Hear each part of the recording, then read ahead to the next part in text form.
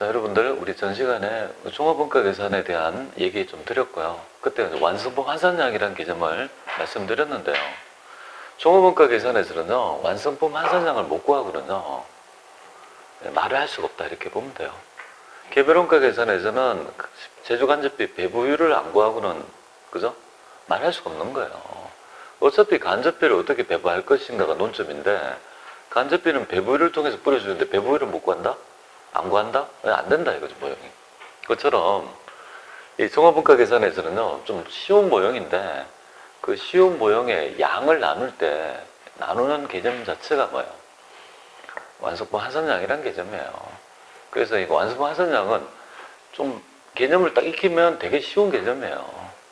완성되지 않는 물량 있죠. 걔를 완성 정도의 가공도로 환산한 양이라고요. 그래서 전 시간에 좀 하다 말았는데요. 다시 한번 얘기하면 이거는 반드시 알아야 돼요. 우리가 보통 시험에서 재료비와 가공비를 가정을 해줘요. 원가가 언제 투입됐다고 가정해 준다고요. 얘를 이제 기본 가정이 요거예요. 근데 이 가정이 좀 살짝 바뀔 때가 있다고요.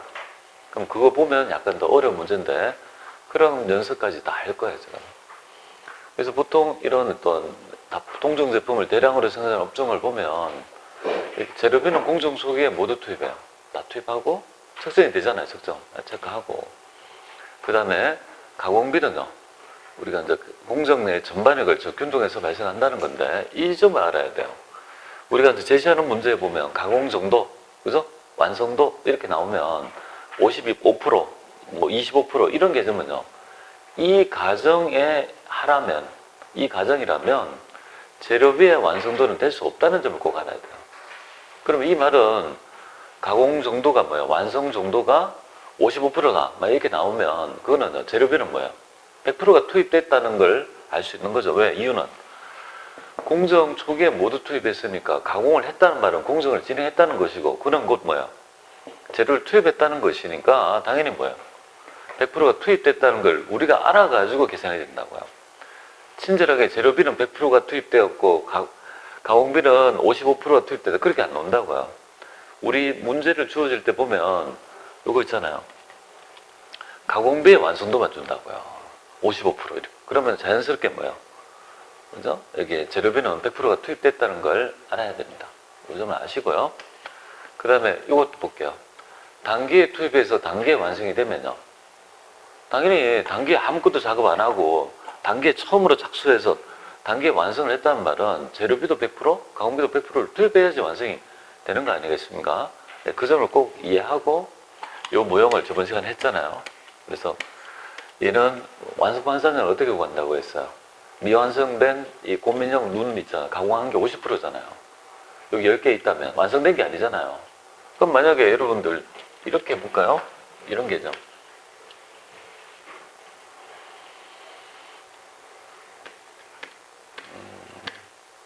이거였죠. 여기 다 완성이 이렇게 되면 이제 완성이 된 거예요. 이렇게 두 개를 다 붙이면. 완성이 된 거잖아요. 완성 물량이 10개라고 가정해봐요. 완성 물량. 얘가 완성 10개예요. 가공도는 몇 프로죠? 100%잖아요. 그럼 곱하면요. 완성품 환산량은 10개라고요. 왜냐면 완성된 게 10개니까. 그러니까 이 완성품 환산량이라는 의미 자체는, 의미는 완성된 걸 물어보는 게 아니라고요. 이 개념 자체가. 완성된 걸 그죠? 10개로 완성했는데 완성품 환산량이 몇 개냐면 10개지 뭐.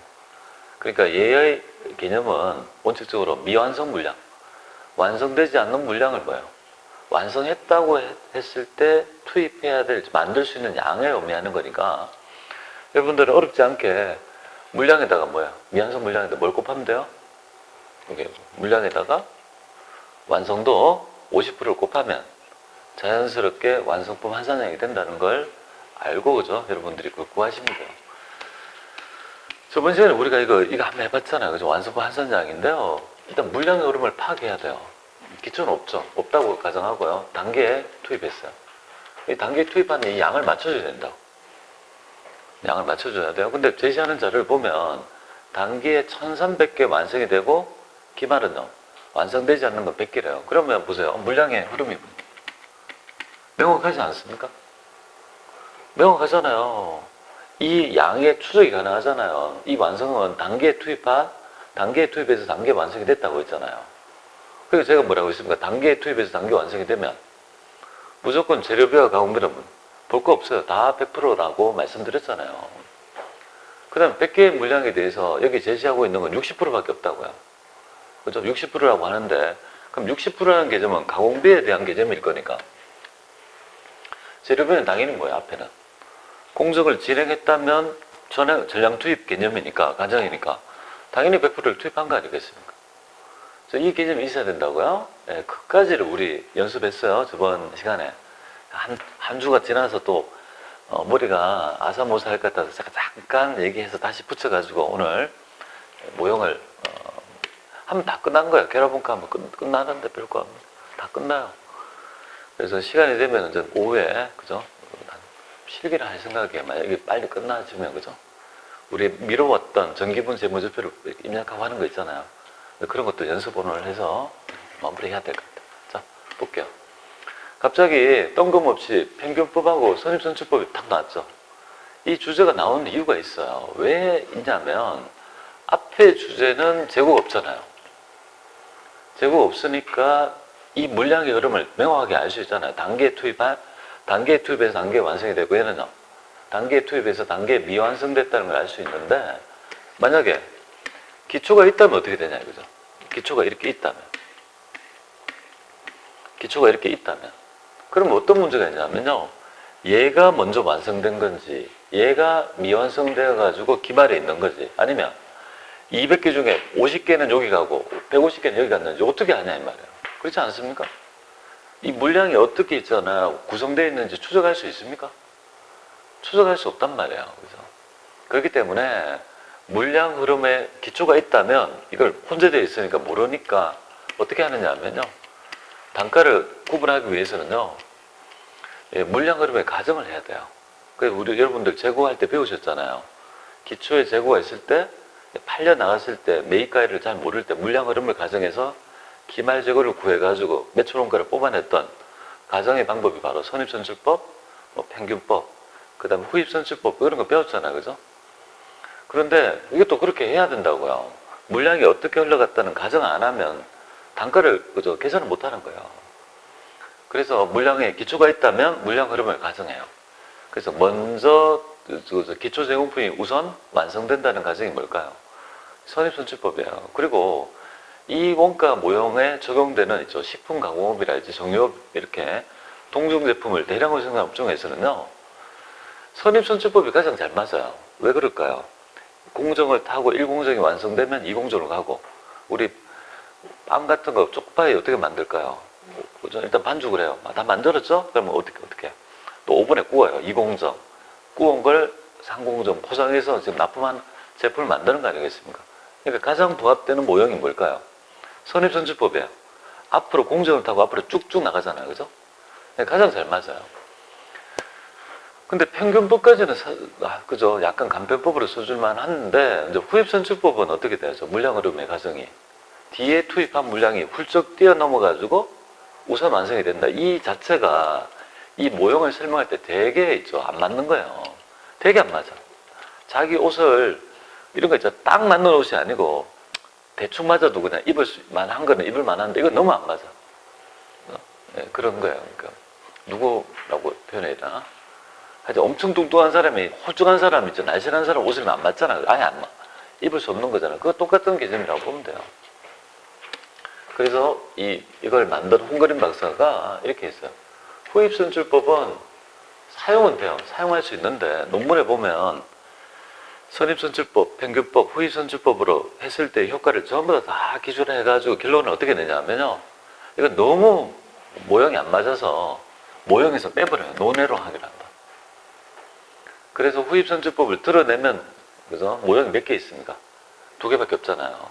그래서 여기에서 보니까 평균법하고 선입선출법만 그죠? 가정해서 모형이 나타났다 이렇게 보면 돼요. 그래서 2개가 나타난 거예요.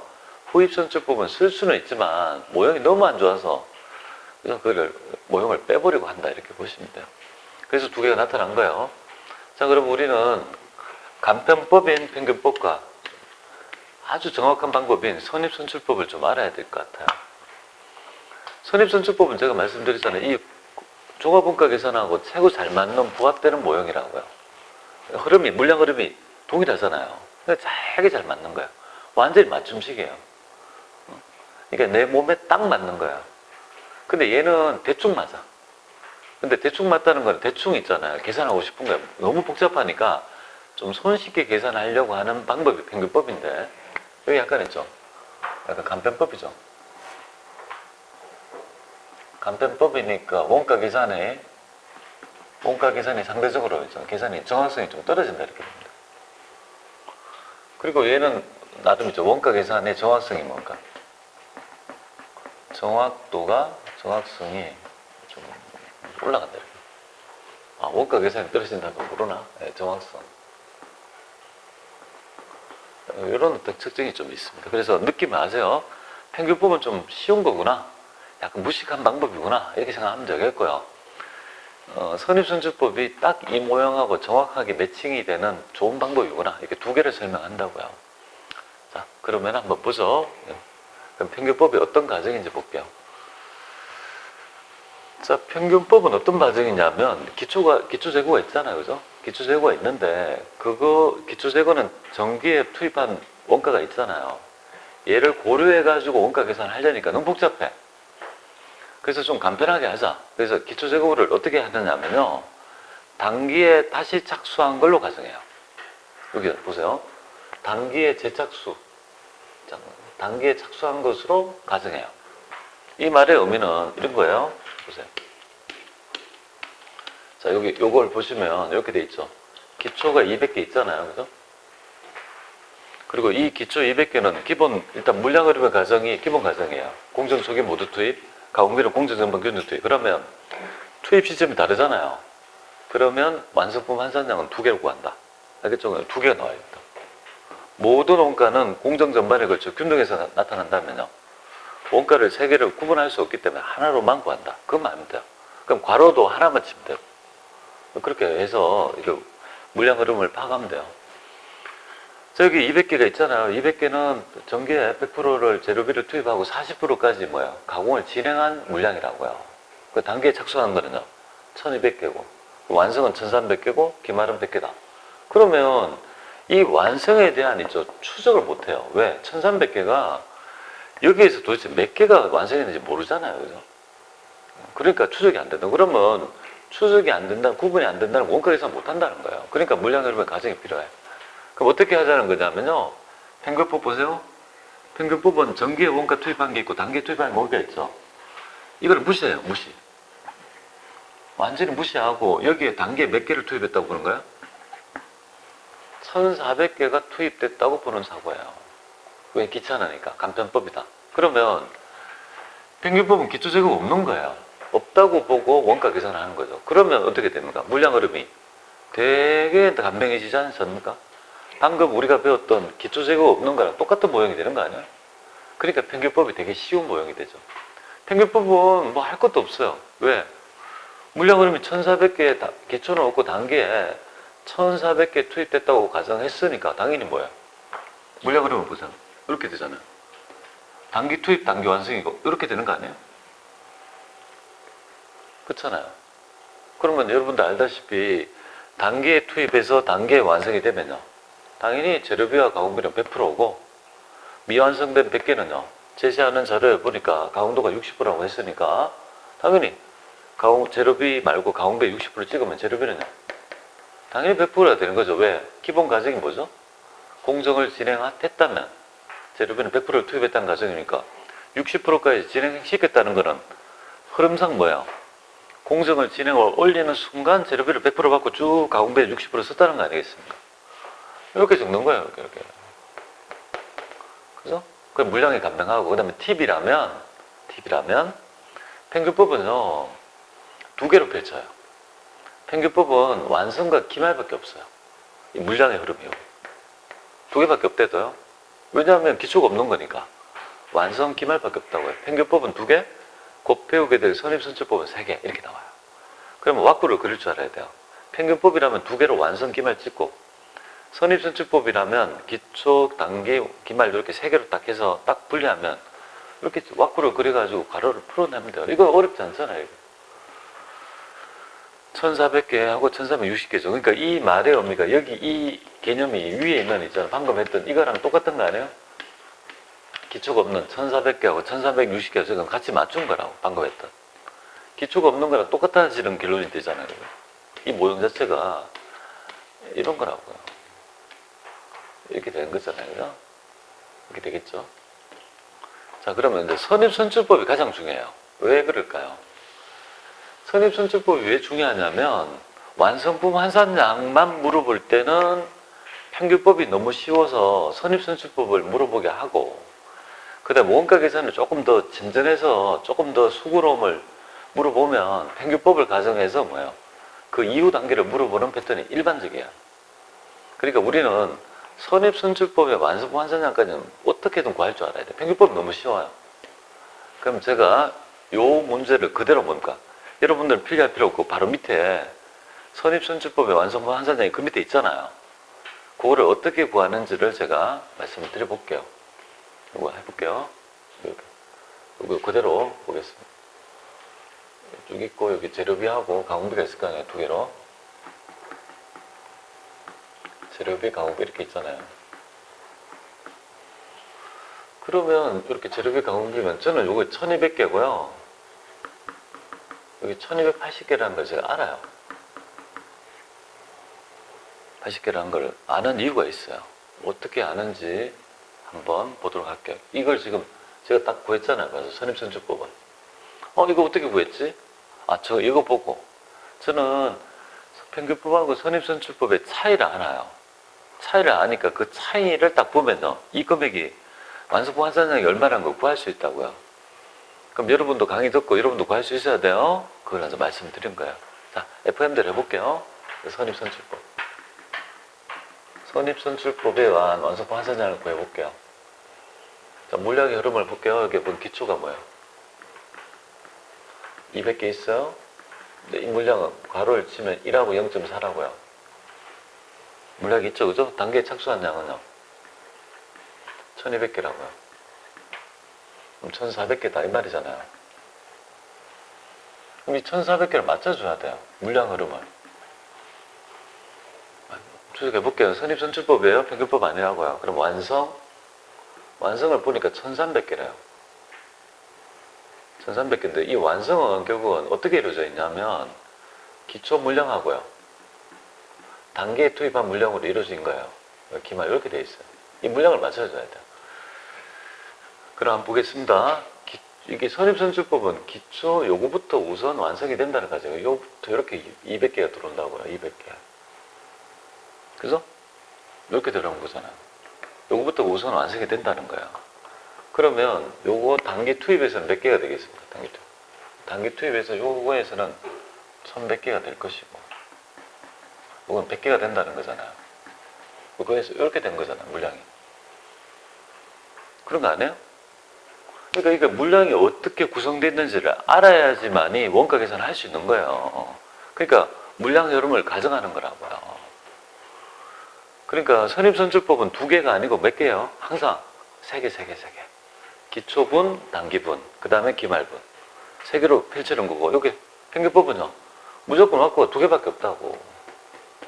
그죠? 그 두 개만, 그 개념만 알아도 반은 맞췄다고 보면 돼요. 자, 그럼 괄호를 칠게요. 여기 이제 물량, 우리가 완성품 환산량을 구하는 거니까 괄호를 이렇게 칠게요. 여기.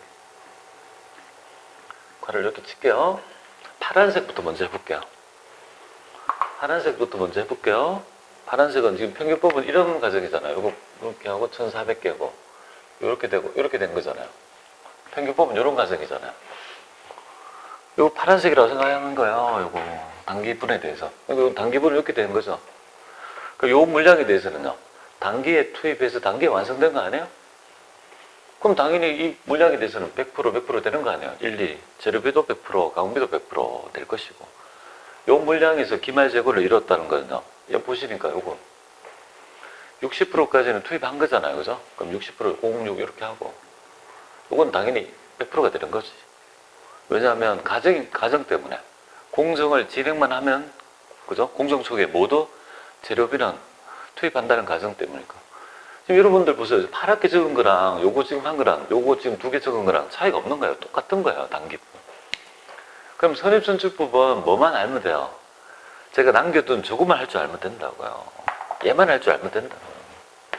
선입선출법은 얘부터 우선 완성시킨다고요. 그러면 이 물량 있잖아요. 재료비 100% 받고 40%까지 이 200개의 물량에 대해서 어떤 원가만 더 투입하면 완성을 시킬 수 있을까요? 얘부터 우선 완성시킨다고요. 물량. 재료비는 투입할 필요가 있다 없다? 잘 생각해 보세요. 자, 요 물량을 보세요. 여기서 뭐만 하면 완성을 시킬 수 있을까요? 재료비는 벌써 100%가 투입돼 있잖아요. 그럼 더 이상 투입할 필요가 없지. 그러니까 여기에 뭘 적어요? 0을 적어요. 0. 맞죠? 그 다음에 가공비를 몇 프로만 더 하면? 지금 40%까지 투입한 놈이니까 추가적으로 60%만 더 투입하면 완성이 된다는 거 아니에요? 요게 0.6. 만약에 이걸 정말 모르겠다면 이렇게 하세요. 선입선출법은 요 물량과 요 물량을 대해보세요. 그러면 1이 돼야 되고 요 물량과 이 물량을 대해서 100%가 돼야 될 거 아니에요. 그래야지 완성이 되는 꼴이잖아요. 그렇게 하든지. 근데 이거 쉬운데? 딱 보면 재료비 투입액금 패스, 가공비 40%까지 되어 있군, 60%만 더 때려야면 완성이 되겠군. 그래서 여기에 0.6만 적어주면 되는데. 그렇잖아요. 이걸 기계적으로 그죠? 나중에 한 10번 정도 하다 보면 나중에 제가 지금 설명한다고 이렇게 딱 그죠? 분석해서 추적해서 말씀드리죠. 나중에 기계적으로 되면 금방 풀어요. 착착착. 그죠? 자, 여기까지 했죠. 당연하게 단기 투입, 단기 완성이 이거는 어렵지 않는 거고 요거 했지 않습니까? 그 다음부터는 뭐가 될까요? 산수가 되는 거예요, 솔직히. 우리는 지금 뭐 구하려고? 완성분 환산량 구하려고 이 난리를 친 거예요. 완성분 환산량은 물량에다가 뭐예요? 완성 정도를 곱하는 거라고. 괄호를 치는 이유